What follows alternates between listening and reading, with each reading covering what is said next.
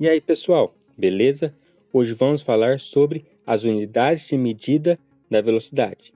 Podemos representar a velocidade de um corpo por distintos sistemas de medida: quilômetros por hora, metros por segundo, metros por minuto, quilômetros por segundo, entre outros, certo?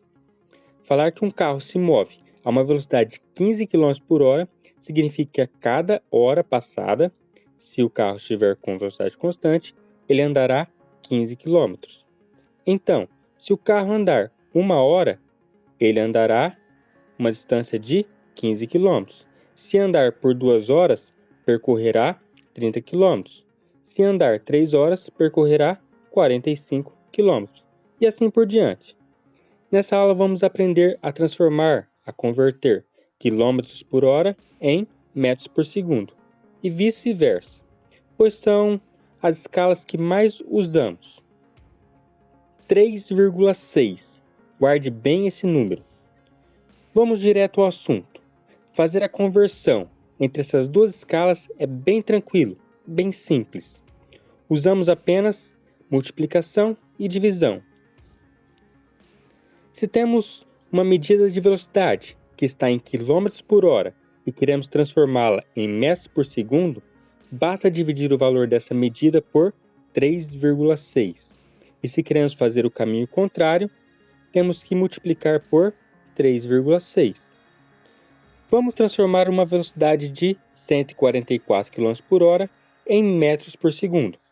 Então, pegamos 144 e dividimos por 3,6, que resulta em 40 metros por segundo. Ao dividir a velocidade, que estava inicialmente em km por hora, por 3,6, a conversão para metros por segundo acontece automaticamente.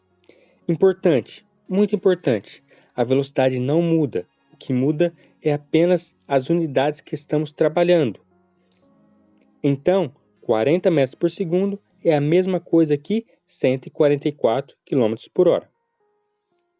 Se temos uma medida de velocidade que está em metros por segundo e queremos convertê-la em km por hora, basta multiplicar por 3,6.